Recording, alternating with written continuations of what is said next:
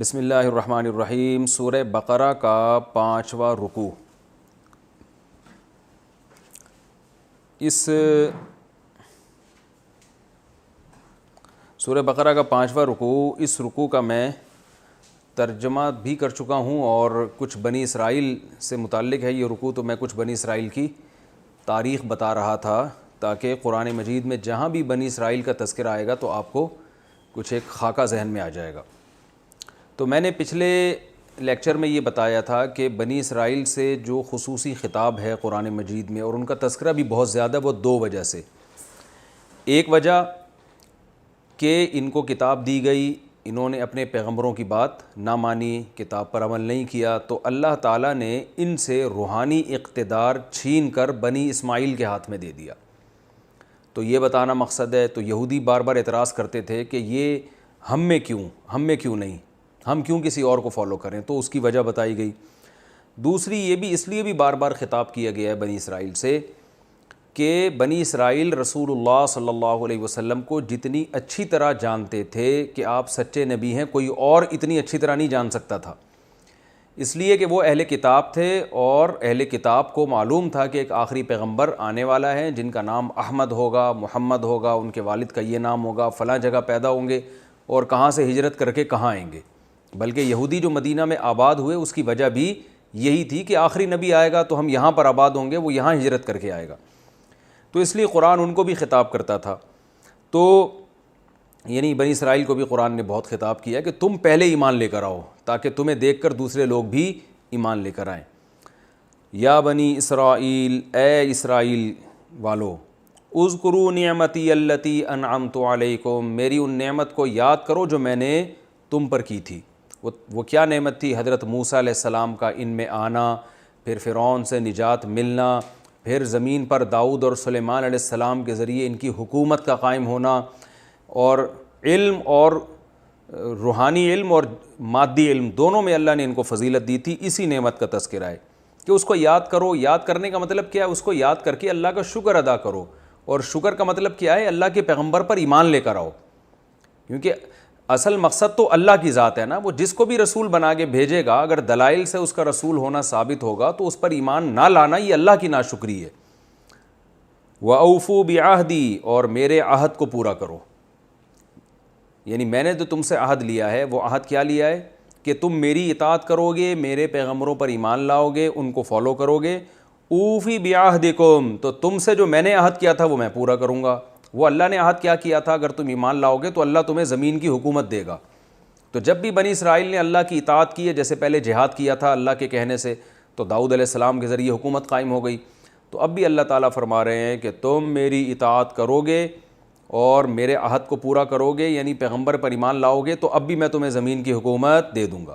تو صحابہ نے اس حکم کو فالو کیا، اللہ نے ان کو زمین کی حکومت دے دی۔ اور اسلامی دنیا میں کہا جاتا ہے کہ جو قرون اولیٰ کے مسلمان تھے، دنیا میں کوئی ایسی جگہ جو مہذب ہو اور وہاں اسلامی حکومت نہ ہو ایسا نہیں تھا، یعنی پوری دنیا پہ اللہ نے حکومت قائم کی۔ تو اللہ فرماتا ہے یہودیوں سے کہ اگر تم ایمان لے آؤ گے تو میں بھی اپنے عہد کو پورا کروں گا، یعنی تمہیں بھی زمین کی بھی حکومت دوں گا، اور آخرت میں جو وعدے کیے ہیں وہ بھی پورے کروں گا۔ وَلَا تَكُونُوا، ہاں، وَإِيَّايَ فَارْهَبُونَ، اور صرف مجھ ہی سے ڈرو۔ وَآمِنُوا بِمَا أَنزَلْتُ، اور میں نے جو قرآن نازل کیا ہے اس پر ایمان لے کر آؤ۔ مُصَدِّقًا لِمَا مَعَكُمْ، اور یہ قرآن ان کتابوں کی بھی تصدیق کرتا ہے جو تمہارے پاس پہلے سے موجود ہیں، یعنی تورات۔ دیکھیے یہ قرآن بار بار یہ کیوں کہتا ہے کہ ایسی کتاب پر ایمان لاؤ جو تمہارے دین کی بھی تصدیق کرتی ہے اور تمہاری کتابوں کی بھی تصدیق کرتی ہے؟ وجہ اس کی یہ ہے کہ اگر آپ دلائل سے پہلے کسی پیغمبر پر ایمان لے آئے اور اس کو آپ نے سچا مان لیا، اب کوئی نیا شخص آ کے یہ کہتے کہ پہلے والے سارے غلط تھے، تو اب انسان کے لیے آزمائش بڑھ جاتی ہے کہ جن پر ایمان لا چکا ہے ان سے ہٹایا جا رہا ہے، ان کو غلط قرار دیا جا رہا ہے، اور اس کو سچا قرار دیا جا رہا ہے نئے والے کو۔ تو اس میں آزمائش یہ ہوگی کہ ان پر بھی، پہلے والوں پر بھی آپ ایمان لے کر آئے تھے، ان کے معجزے دیکھ کر، ان کی تعلیمات، پاکیزہ تعلیمات دیکھ کر، نیا والا بھی یہی کر رہا ہے لیکن وہ پرانوں کی تصدیق نہیں کر رہا، تو اب انسان کنفیوز ہوگا، بھائی یہ والے صحیح تھے کہ وہ والے صحیح تھے؟ تو یہ بہت بڑی مصیبت میں انسان پھنس جاتا ہے۔ تو اللہ نے انسان کو ایسی آزمائش میں نہیں ڈالا. اللہ نے کیا کہا کہ جب بھی کوئی پیغمبر نیا آئے گا وہ کوئی نئی چیز نہیں لے کر آئے گا. ٹھیک ہے مسائل میں تو تبدیلی ہوگی, زمانے کے لحاظ سے نمازوں میں کمی ہو گئی یا اضافہ ہو گیا, وہ تو مسائل کے لحاظ سے وہ تبدیلی تو ہر دور میں بھی ہو سکتی ہے, جو مسائل ایسے ہیں جو شریعت نے زمانے پر موقوف کی ہیں جن کو, لیکن بیسک تعلیمات وہ سب کی ایک جیسی ہوں گی, اور ہر پیغمبر پچھلے پیغمبر کی تصدیق کرے گا کہ وہ بھی صحیح تھے. تو اس سے انسان کے لیے آزمائش کیا ہو جاتی ہے, کم. تو اللہ نے فرمایا کہ محمد صلی اللہ علیہ وسلم پر ایمان لاؤ اور اس کتاب پر جو ان پہ نازل ہوئی ہے یہ پرانے پیغمبروں کی بھی تصدیق کرتی ہے. تمہارے موسیٰ علیہ السلام کو بھی صحیح قرار دیتی ہے, عیسیٰ علیہ السلام کو بھی, تورات کو بھی, انجیل کو بھی. ان کی یہ کتابیں بھی برحق تھیں. تو تمہیں آزمائش میں نہیں ڈالا جا رہا بلکہ اسی دین کو فالو کرنے کا حکم دیا جا رہا ہے جو ہمیشہ سے چلا آ رہا ہے.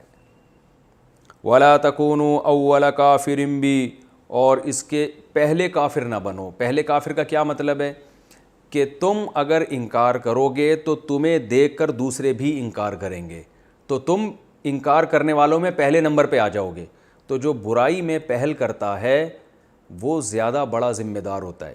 تو اس لیے جرم میں ہم کہتے ہیں نیکی میں تو پہل کرو, اول آنے کی کوشش کرو, برائی میں اول آنے کی کوشش مت کرو. یہ کیونکہ دوسرے اگر کفر کریں گے ان کو گناہ کم ملے گا, تم اگر کفر کرو گے تو تمہیں گناہ زیادہ ملے گا, کیونکہ تم اول کافر کہلاؤ گے پھر, کیونکہ تمہیں دیکھ کے لوگ بھی کافر بنیں گے, وہ دوسرے درجے میں ہوں گے. تو اس لیے فرمایا وَلَا تَكُونُوا أَوَّلَ كَافِرٍ بِهِ, تم اس کے پہلے انکار کرنے والے مت بنو. وَلَا تَشْتَرُوا بِآيَاتِي ثَمَنًا قَلِيلًا, کیونکہ حق کا انکار جب بھی کوئی مذہبی لوگ کرتے ہیں تو اس کے پیچھے دو چیزیں ہوتی ہیں, یا تو پیسوں کی لالچ یا جاہ کی لالچ, بڑا بننے کا شوق. آپ اگر حق بیان کر دیں بعض دفعہ آپ کے اپنے لوگ کٹ جاتے ہیں آپ سے, یا بعض دفعہ ہدیے نذرانے آنا بند ہو جاتے ہیں. تو یہودیوں میں یہ دو برائیاں تھیں, ان کے علماء میں, سب میں نہیں تھیں, کچھ ایمان بھی لے کر آئے, لیکن زیادہ تر یہی کیا کرتے تھے کہ وہ جو ہے چند ٹکوں کے لوگوں سے بھی ہدیے نذرانے لینے ہوتے ہیں نا. آج بہت سے لوگوں کے پاس ایسا مجمع ہے جنہوں جھوٹ بول بول کے لوگوں نے اپنے ساتھ میں لایا ہے. اگر اس مجمع کے سامنے وہ آج سچ بولنا شروع کر دیں, آج بتانا شروع کر دیں, توحید بیان کرنا شروع کر دیں, تو وہ مجمع ان سے ہٹ جائے گا. مثلا ہمارے یہاں ایک بہت بڑا طبقہ ایسا ہے, اگر آج وہ مجمع میں یہ بیان کر دے کہ نبی صلی اللہ علیہ وسلم مشکل کشا نہیں تھے, حاجت روا نہیں تھے, عالم الغیب نہیں تھے, تو وہیں مجمع میں ان کو جوتیاں پڑنا شروع ہو جائیں گی, کیونکہ ان کی دکان چلی ہی ان نعروں کے ذریعے, اور وہ سارے ہدیے نذرانے ان کے اسی وقت بند ہو جائیں گے. تو یہ پہلے بھی یہ ہوا کرتا تھا. تو اللہ نے فرمایا میری آیات کو چند ٹکوں کے بدلے میں مت بیچو. اشترا خریدنے کے معنی میں آتا ہے لیکن بیچنے کا معنی میں بھی آتا ہے. تو میری آیات کو چند ٹکوں کے بدلے میں مت فروخت کرو. تو اللہ کی آیات کو بیچنے کا مطلب یہاں پر جو تورات اور انجیل ہے, یعنی یہاں تو تورات مراد ہے کیونکہ یہودی انجیل نہیں مانتے تھے, تو اس میں تحریف مت کرو, اس کے حکم کو توڑ موڑ کے لوگوں کے سامنے پیش مت کرو, یہ مطلب ہے. اور یہ مطلب ہم اپنی طرف سے نہیں بیان کر رہے, خود قرآن میں ہی دوسرے مقام پر آتا ہے, یحرفون الکلم عن مواضعہ. یہودی یہ کیا کرتے تھے, آیت کا ایک مفہوم ہے اسے ہٹا کے اس سے اپنی مطلب کے مفہوم میں ڈھال لیا کرتے تھے.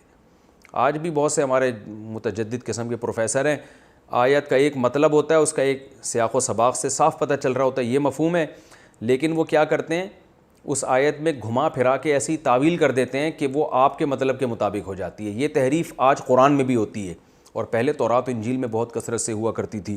اور ہمارے ایک مشہور پروفیسر صاحب ہیں, وہ یہ تحریفیں انہوں نے ٹھیکہ لیا ہوا اس تحریف کا, جو وہ مستقل یہی تحریفیں کر رہے ہوتے ہیں قرآن میں, ترجمے بعض دفعہ غلط کر رہے ہوتے ہیں اور لوگوں کو تو ترجمہ بھی نہیں پتہ چلتا. تو وَلَا تَشْتَرُوا بِآيَاتِي ثَمَنًا قَلِيلًا, اور میری آیات کو چند ٹکوں کے بدلے میں مت بیچو. اس سے یہ مراد نہیں ہے کہ قرآن پڑھا کر اجرت لینا حرام ہے. آج بعض لوگ کیا کرتے ہیں, فقہا سے تو قرآن سمجھتے نہیں ہیں نا, اپنے طریقے سے, جس کو پشتو میں کہتے ہیں اخپل طریقے سے سمجھتے ہیں وہ. تو وہ کیا کرتے ہیں, وہ کہتے ہیں امام کے لیے تنخواہ لینا جائز نہیں ہے کیونکہ وہ قرآن پڑھا کر نماز میں قرآن پڑھا کے پیسے لے رہا ہے. یہ ایسے ہمیں واسطے پڑھیں ایسے فرقوں سے. میں اس درس میں زیادہ نام نہیں لوں گا مختلف فرقوں کے, تاکہ ہمارا ایک درس بالکل ایک نیوٹرل رہے, ہمیں کسی سے کوئی لینا دینا نہیں ہے. لیکن اس طرح کے لوگ ہیں, امام کے لیے تنخواہ لینا حرام ہے, یا قاری جو بچوں کو پڑھا رہا ہے اس کے لیے فیس لینا حرام ہے, اور قرآن کی یہ آیت فٹ کر دیتے ہیں کہ وَلَا تَشْتَرُوا بِآيَاتِي ثَمَنًا قلیلا، میری آیات کو چند ٹکوں کے بدلے میں نہ بیچو. کہہ رہے ہیں اللہ نے تو کہہ رہے ہیں چند ٹکوں کے بدلے میں نہیں, یہ تو پورے پورے ہزاروں روپے فیسز لے رہے ہیں. تو یہ بھی آیت میں تحریف ہے. جو لوگ اس طرح کی بات کیا کریں نا کہ میری آیات کو مت بیچو, ان سے بولے یہ قرآن آپ نے خریدا کہاں سے ہے؟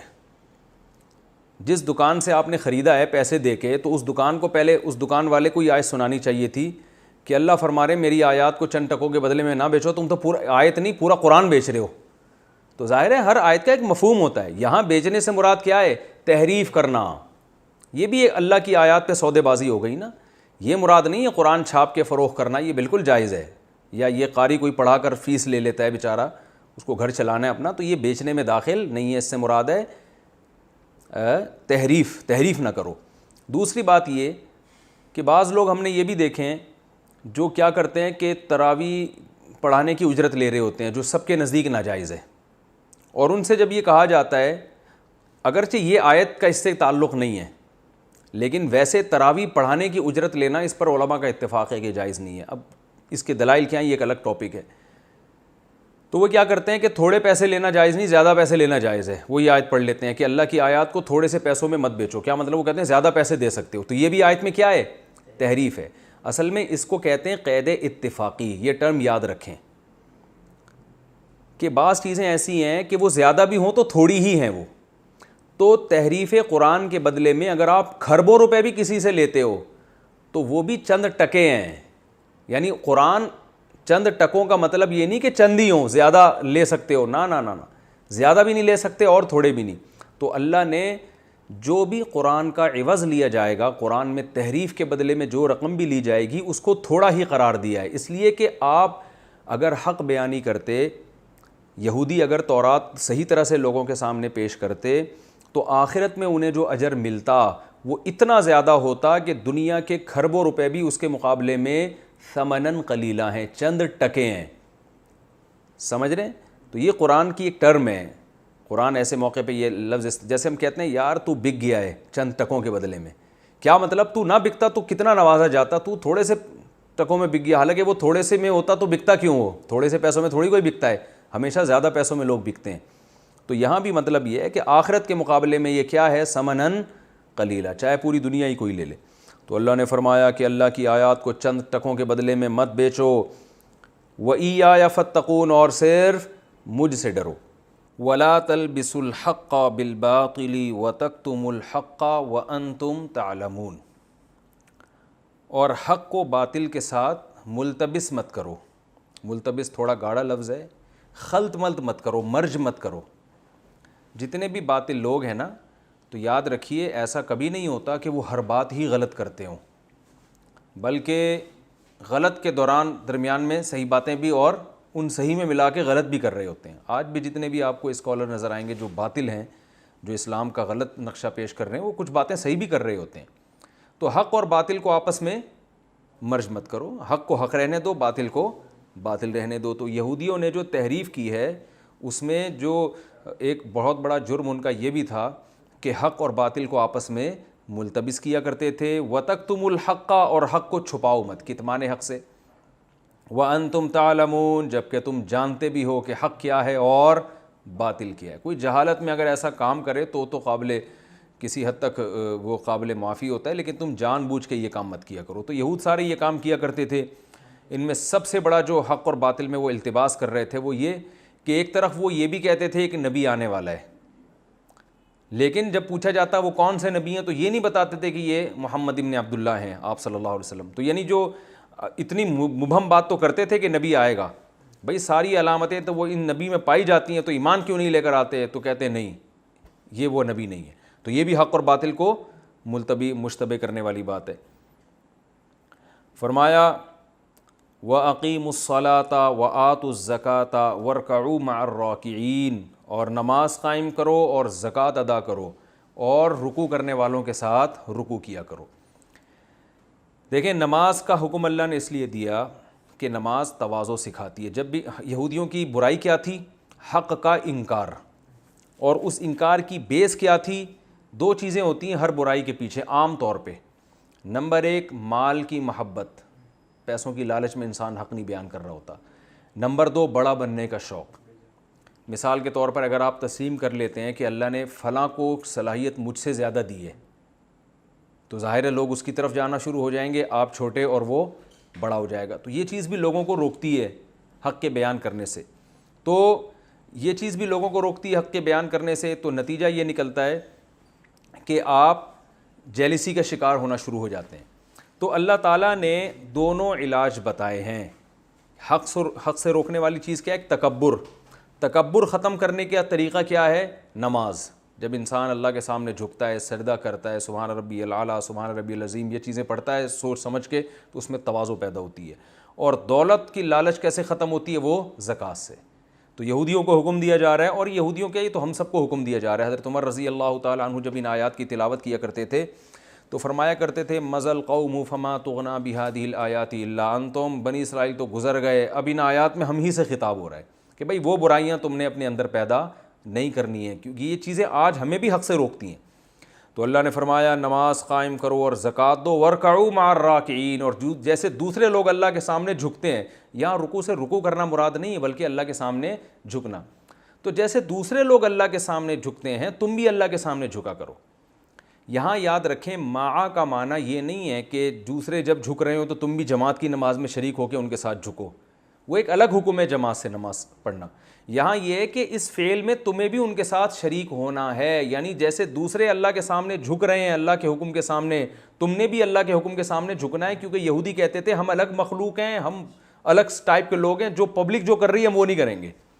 اس کی مثال ایسے ہے جیسے مشرکین مکہ بیت اللہ میں ان کو یہ زعم تھا کہ بیت اللہ کی چابیاں ہمارے پاس, بیت اللہ کے رکھوالے ہم, تو عام پبلک جو دوسری دنیا سے آئے گی اس کا حج کا طریقہ جو ہوگا ہمارا وہ والا نہیں ہوگا, ہمارا تھوڑا سا ڈیفرنٹ ہوگا, لہذا وہ بعض ارکان ادا نہیں کرتے تھے. تو قرآن میں کہا ثم افیضوا من حیث افاض الناس, جیسے سب لوگ منی سے لوٹتے ہیں نا, تم نے بھی کیا کرنا ہے؟ لوٹ کے واپس آنا ہے. تو تمہارے لیے کوئی الگ طریقہ نہیں ہوگا حج کا.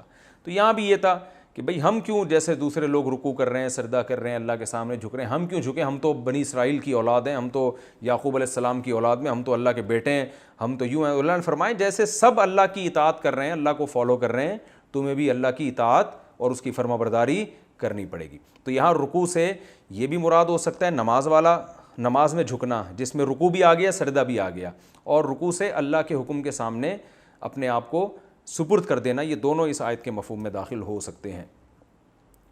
آگے فرمایا اتأمرون الناس بالبر وتنسون انفسکم. بنی اسرائیل کو چونکہ روحانی اقتدار حاصل تھا, اور جو روحانی پیشوا ہوتے ہیں وہ لوگوں کو اچھی باتوں کا حکم دیتے ہیں. جیسے آج کل موٹیویشنل اسپیکر ہیں نا, لوگوں کو بڑا اچھا گائیڈ کر رہے ہوتے ہیں, تو اچھا کر رہے ہوتے ہیں, نہیں کر رہے وہ ایک الگ کہانی ہے, لیکن بہرحال اپنی لحاظ سے وہ اچھا ہی کر رہے ہوتے ہیں. تو اللہ نے فرمایا کہ تمہیں جو عزت ملی ہے وہ اس لیے ملی ہے کہ تم لوگوں کو برائی سے روکتے ہو, تمہارے پاس گائیڈنس ہے. لیکن خرابی کیا ہے کہ برائی سے روکنے کی وجہ سے جو عزت ملنی چاہیے تھی وہ تو تم نے کیش کرا لی ہے, خود برائی سے بچنے کا تمہارے اندر جذبہ نہیں ہے. علماء نے نا باقاعدہ اس پہ کتابیں لکھی ہیں, یہود کی 40 بیماریاں, کہ یہود میں کون کون سے 40 برائیاں تھیں جن کی وجہ سے اللہ نے ان کو پس کر دیا. اور آج وہ 40 کی 40 برائیاں مسلمانوں میں بھی پائی جاتی ہیں. ان میں چونکہ بڑے پیمانے پر پائی جاتی تھیں اجتماعی سطح پہ, لہذا پوری قوم تباہ ہو گئی. ہم میں ظاہر ہے پوری قوم میں نہیں ہے, لیکن بہت کثیر تعداد میں یہ بیماریاں پائی جاتی ہیں ہمارے اندر بھی.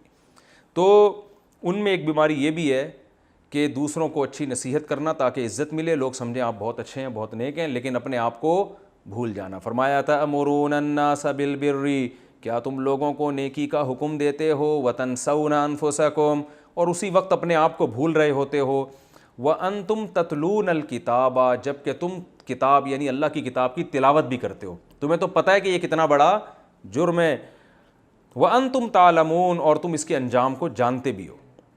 یعنی افلا تعقلون, تو کیا تم عقل سے کام نہیں لیتے. یہ بات خوب سمجھ لیں کہ اگر کوئی شخص خود کوئی نیکی نہیں کرتا یا خود کسی برائی سے نہیں بچتا تو اس کے لیے تبلیغ حرام نہیں ہے. اگر آپ میں کوئی برائی ہے, آپ اللہ نہ کرے نشہ کرتے ہیں, تو شریعت آپ کو پوری اجازت دیتی ہے کہ آپ لوگوں کو یہ تبلیغ کریں کہ وہ نشہ نہ کریں.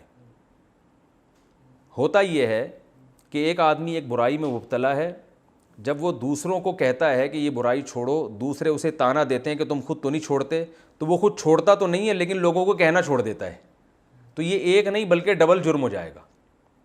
تو یہ اصلاح کا یہ طریقہ نہیں ہے کہ آپ کسی کو، یعنی قرآن ان کو یہ نہیں کہہ رہا کہ تم لوگوں کو نیکی کا حکم کیوں کرتے ہو، وہ تو کرتے رہو لیکن اپنے آپ کو بھی فوکس کرو۔ اب اگر یہود کیا کرتے ہیں، نیکی کا کہتے ہیں ہم برائی کر رہے ہیں تو ہم نیکی کا حکم کہنا بھی دینا بھی چھوڑ دیں گے، تو یک نہ شد دو شد، وہ ایک گناہ کے بجائے کتنے گناہ ہو جاتے، ڈبل گناہ ہو جاتے۔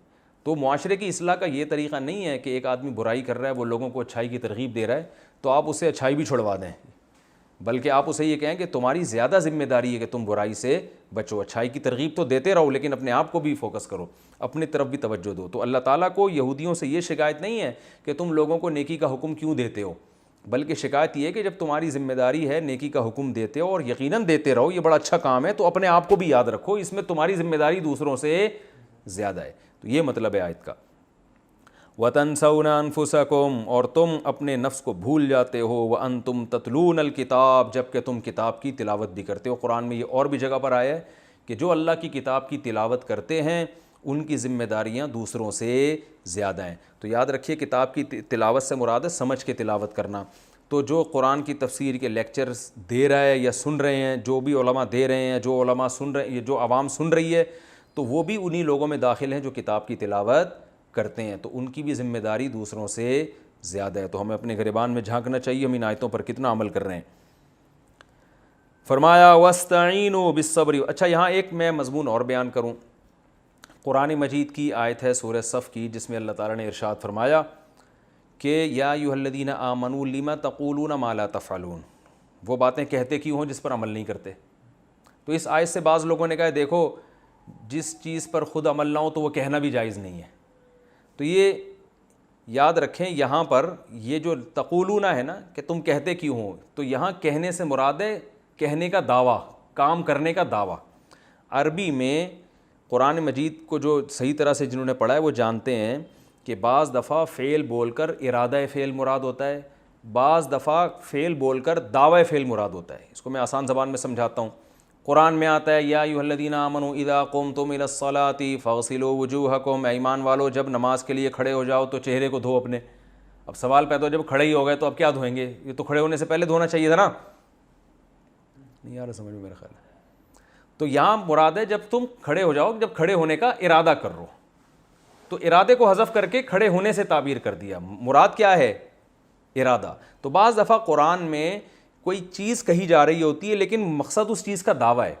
تو قرآن کی جو آیت ہے نا سورہ صف میں 28ویں پارے میں، جس میں آتا ہے ایسی بات کہتے کیوں ہو جس پر عمل نہیں، تو اس سے مراد ہے ایسی بات کا دعویٰ کیوں کرتے ہو جس پر عمل کرنا نہیں ہے۔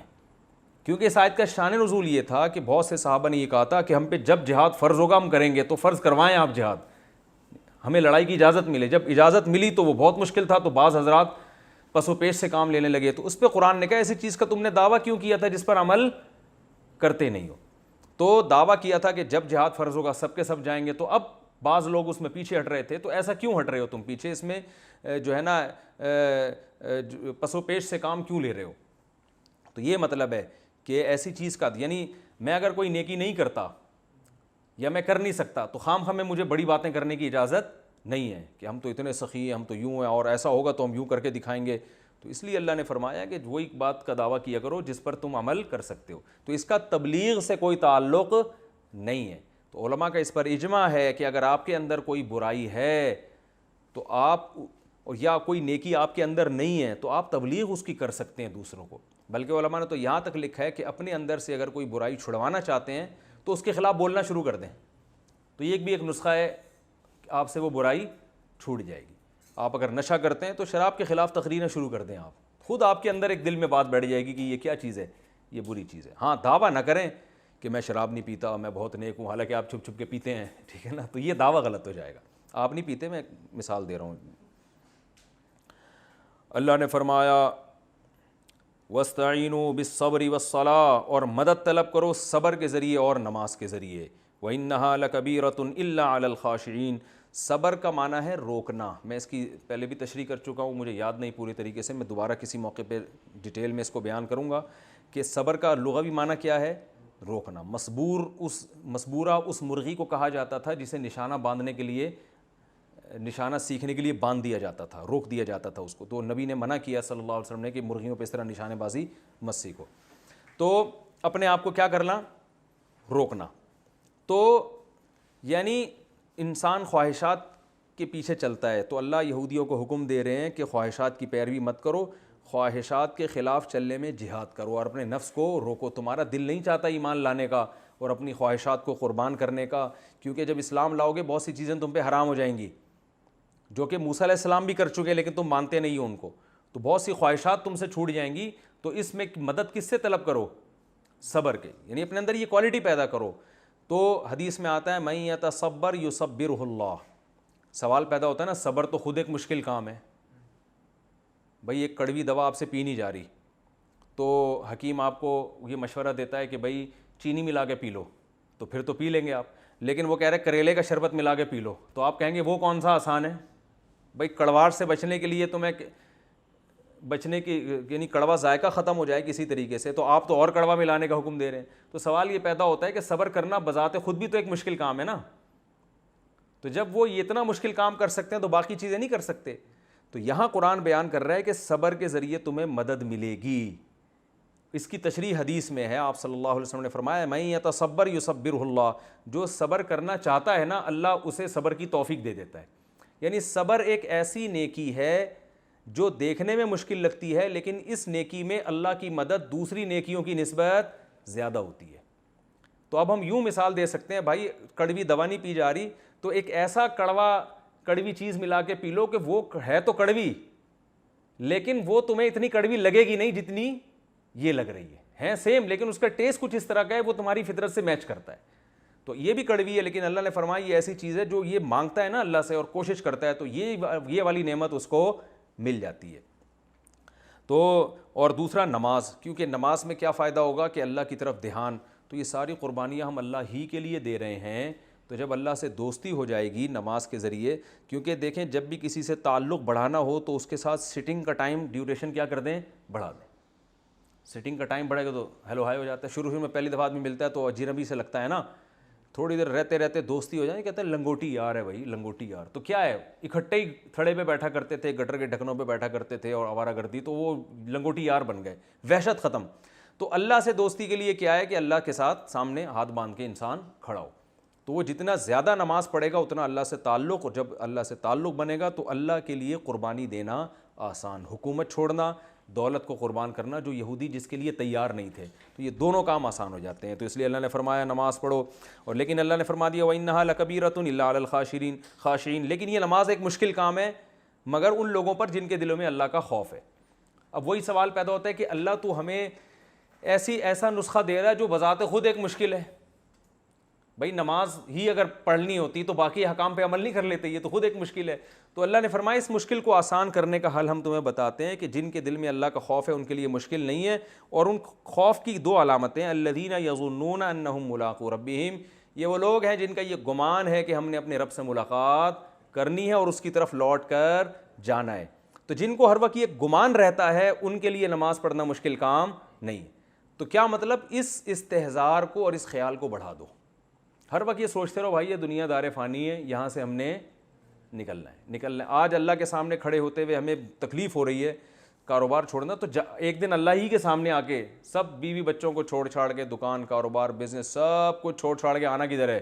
اللہ ہی کے پاس آنا ہے.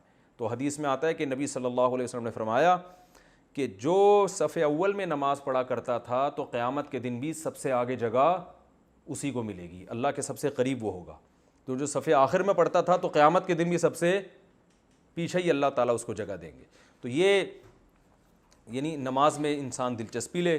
تو اللہ نے فرمایا کہ اور اس کے طریقہ کیا ہے، یہ استحضار کو بڑھایا جائے کہ اللہ سے ملاقات ہوگی. تو یہ سب کچھ دنیا جس کے لیے انسان اللہ کی نافرمانی کر رہے ہیں، سب چھوڑ چھاڑ کے جانا کہاں ہے؟ اللہ سے. تو ابھی سے ہی دوستی لگا لیں، اچھا نہیں ہے؟ تو جب دوستی لگ جائے گی نماز کے ذریعے اللہ تعالیٰ سے، تو پھر اللہ سے ملاقات آسان بلکہ اس کی طلب بڑھ جائے گی. آگے رکوع ہے یا بنی اسرائیل اذکروا نعمتی التی انعمت علیکم. دیکھیں اس سے پہلے رکوع میں اللہ نے بنی اسرائیل کو اجمالی طور پر حکم دیا تھا کہ میری نعمت کو یاد کرو، ان نعمتوں کا تذکرہ نہیں کیا، اور پھر احکام دیے کہ یہ کرو اور یہ مت کرو۔ اب ان نعمتوں کا ڈیٹیل سے بیان ہے۔ اذکروا نعمتی التی انعمت علیکم، میری اس نعمت کو یاد کرو۔ اذکروا وہی اذکروا ہے جو پچھلے لیکچر میں نے بتایا تھا۔ نعمتی کا معنی میری نعمت، پہلے اس کا بھی لفظی ترجمہ کر دیتا ہوں اور مختصر گرامر۔ انعمت انعام کیا، علیکم تمہارے اوپر، وانی اور اس بات کو بھی یاد کرو کہ میں نے فضلتکم فضیلت دی تم کو، فضلت سبحت کی طرح ہے، کم کا معنی تم کو، فضیلت دی علی العالمین تمام جہان والوں پر۔ واتقوا یومن، اتقوا کئی بار آ چکا ہے، ڈرو تم، یومن ایک دن سے۔ ایک دن کا ترجمہ کیوں کر رہا ہوں؟ تنوین لگی ہوئی ہے، ایک ایسے دن سے ڈرو، لا تجزی نفس، کوئی نفس بدلہ نہیں دے گا۔ جزا یجزی اصل میں تھا جزا یا یجزیو، بدلہ دینا، جزا بدلے کو کہتے ہیں نا۔ کوئی نفس بدلہ نہیں دے گا، عن نفس کسی دوسرے نفس کی طرف سے، شیئن ذرا بھی، یعنی کوئی کسی دوسرے کی طرف سے معاوضہ ادا نہیں کرے گا۔ ولا یقبلوا اور قبول نہیں کی جائے گی، یقبلوا یضربوا کی طرح پیسو وائس، قبول نہیں کی جائے گی، منہا کسی نفس کی طرف سے، شفاعتن کوئی شفاعت، کوئی سفارش بھی قبول نہیں کی جائے گی۔ ولا یؤخذ منہا اور نہیں اخذ کیا جائے گا، سب پیسو وائس کے جملے چل رہے ہیں نا، اخذ یعنی لیا نہیں جائے گا، منہا اس نفس سے، نفس کا لفظ چونکہ مؤنث ہے اس لیے اس کی طرف ہا ضمیر لوٹ رہی ہے، کسی نفس سے نہیں لیا جائے گا، عدل برابر، یعنی اعمال کے بدلے میں اس کے برابر کوئی چیز نہیں لی جائے گی۔ بھائی آپ بدعمالی کر کے گئے تو ایسا نہیں ہوگا اس کی سزا میں آپ کو یوں کہا جائے کہ یہ جتنی بدعمالیاں تھیں ان کے بدلے میں، عدل کہتے ہیں برابری کو، اس کے کسی چیز کے بدلے کو، تو اس کے بدلے میں یہ دے دو تو جان چھوٹ جائے تمہاری، نہ نہ نہ، کسی نفس سے کوئی بدلہ نہیں لیا جائے گا۔ بدلے کا مطلب یہ ہے کہ جو برائیاں ہیں نا جس کی وجہ سے سزا ملنے والی ہے، تو ان برائیوں کا کوئی بدل نہیں لیا جائے گا، آلٹرنیٹ نہیں لیا جائے گا، بلکہ برائیوں کی سزا ہی ملے گی۔ وَلَا هُمْ يُنصَرُونَ اور نہ ہی ان کی مدد کی جائے گی، نصرت بھی نہیں کی جائے گی۔ وَإِذْ نَجَّيْنَاكُمْ میں نے بار بار بتایا ہے، وَإِذْ جب شروع میں آ رہا ہوتا ہے تو اس کا مطلب ہوتا ہے وہ وقت بھی یاد کرنے کے قابل ہے، جب بھی شروع میں اذ آ رہا ہو نا، وَإِذْ وہ وقت بھی یاد کرنے کے قابل ہے، اذ جب، نجینا صرفنا سبحنا کی طرح، نجات دینا، نجات سے نکلا ہے، نجینا ہم نے نجات دی، کم تم کو، من آل فرعون فرعون والوں سے، یسومونکم، یسومو اصل میں تھا یسومونا ینصرونا کی طرح، اس کا معنی ہوتا ہے چکھانا، یسومونا جو چکھاتا تھا تمہیں، کم تم کو، سوء العذاب برا عذاب، سوء برے کو کہتے ہیں اور عذاب کا معنی عذاب، برا عذاب چکھاتا تھا۔ وہ عذاب کیا تھا؟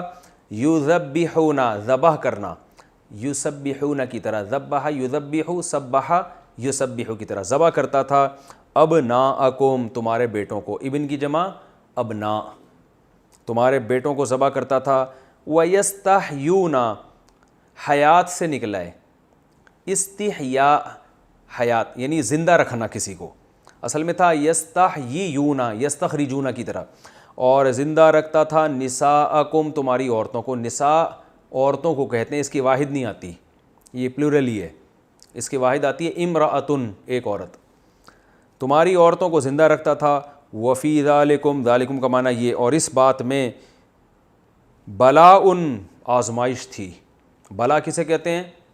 آزمائش، ابتلا بلا، ٹھیک ہے نا، آزمائش تھی، من ربکم تمہارے رب کی طرف سے، عظیم بہت بڑی، یعنی اس میں تمہارے رب کی طرف سے بہت بڑی آزمائش تھی تمہارے لیے۔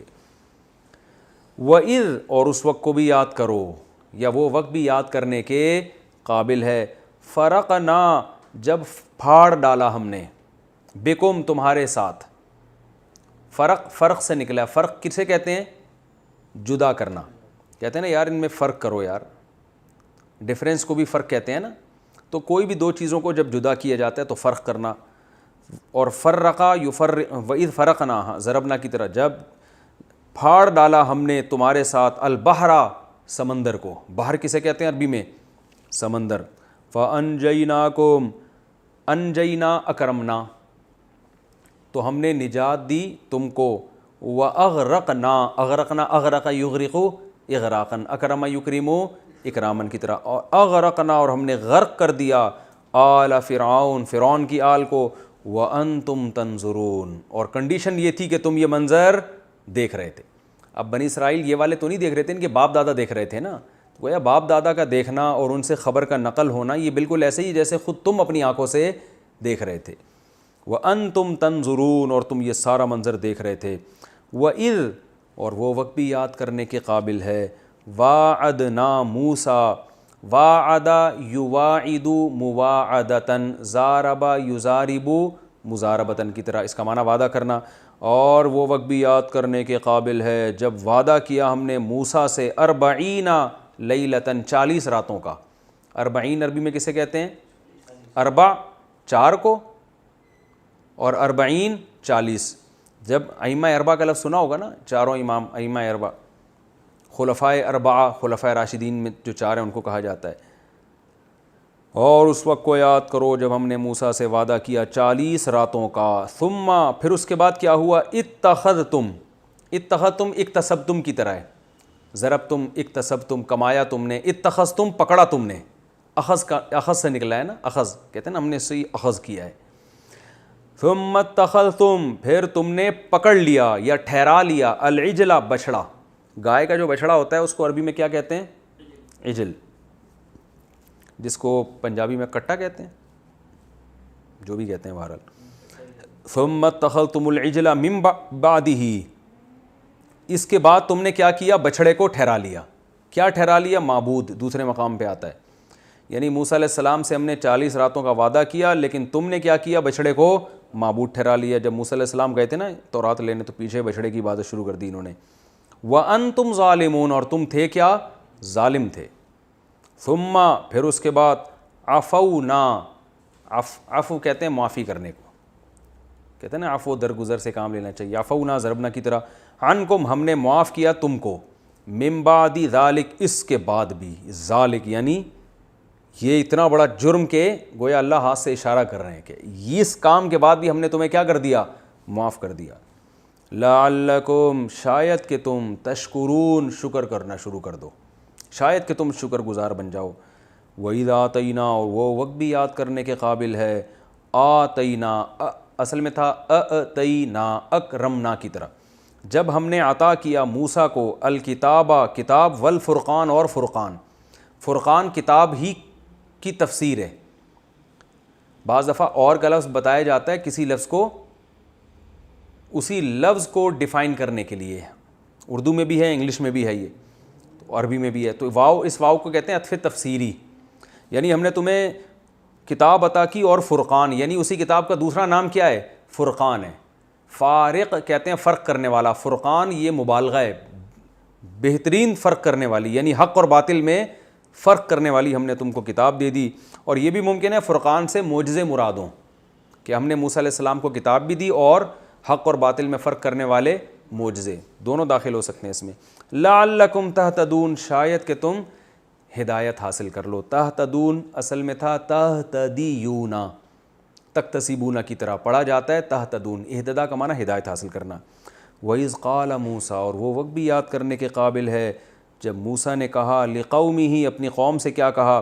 یا قومی، اصل میں تھا یا قومی، اے میری قوم، تو میم کے نیچے زیر جو ہے نا لگایا ہے، یا کو حذف کر دیا ہے، یہ شارٹ قرآن میں بھی عربی میں جو عرب کرتے تھے وہی اسی زبان میں قرآن نازل ہوا نا، تو یا قومی، اے میری قوم، انکم، بے شک تم نے، ظلمتم، ضربتم کی طرح، تم نے ظلم کیا ہے، انفسکم، اپنی جانوں پر، نفس کی جمع انفس،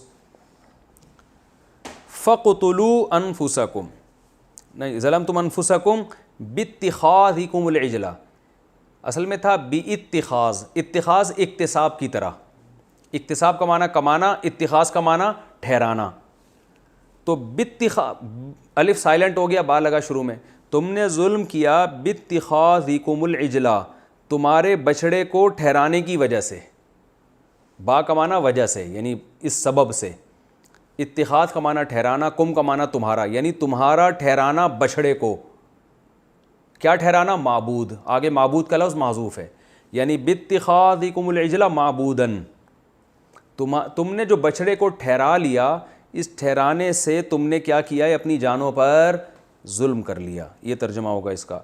فَتُوبُوا إِلَىٰ بَارِئِكُمْ، پس توبہ کرو فتوبو، تابا یتوبو سے ہے نا، اصل میں تھا تابا یتوبو، تو یتوبو سے جب امر بناتے ہیں تو جب شروع کا یا ہٹایا تو پہلا لفظ چونکہ ساکن نہیں ہے، الف لانے کی ضرورت نہیں ہے، تو توبو، صحیح ہے نا؟